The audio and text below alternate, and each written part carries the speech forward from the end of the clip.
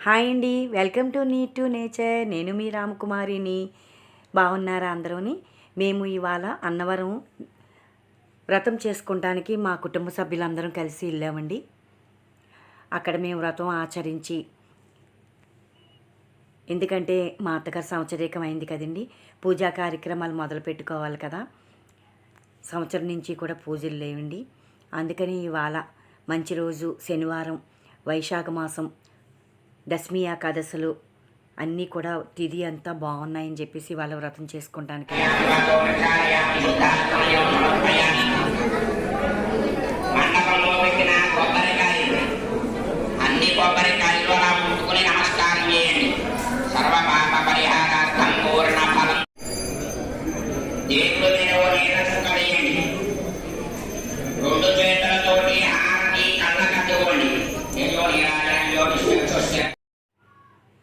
ఇక్కడ వాహనశాల ఉన్నదండి.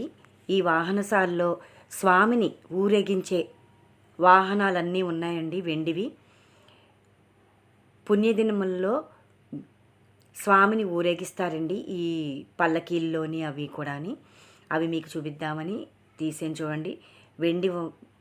వెండివి చెక్కుడుతో చెక్కినవన్నమాట. పల్లకీ అండి, గరుడు వాహనం, గజారోహణం,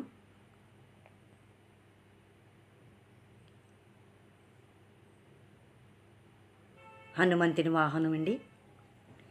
ఇవన్నీ కూడా వాహనశాలలో భద్రపరిచారండి.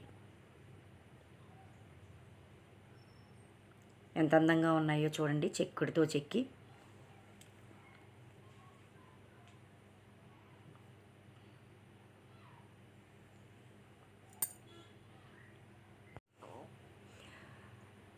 ఇగోండి, మా తోటికోడలో నేను సరదాగా సెల్ఫీలు తీసుకున్నాము.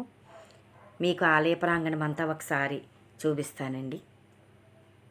మా కుటుంబ సభ్యులందరం కూడా ఇలా కళావేదిక ముందు కాసేపు అంతా కూర్చున్నామండి, కుటుంబ సభ్యులందరం కూడాని.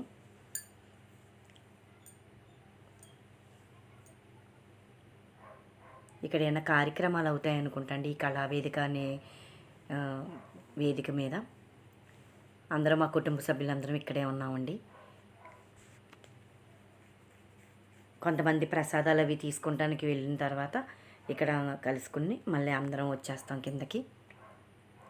ఈలోగా మీకు ఆ దేవస్థానం తాలూకు ఆలయ ప్రాంగణం అంతా ఒకసారి మీకు చూపిద్దామని అదిగోండి తీసాను. రామాలయము ఇవన్నీ కూడా దిగిపోయి, గుడికి కిందకి దిగిపోయి మెట్లు కూడా ఉన్నాయండి. కార్లు వచ్చి రహదారి కాకుండా.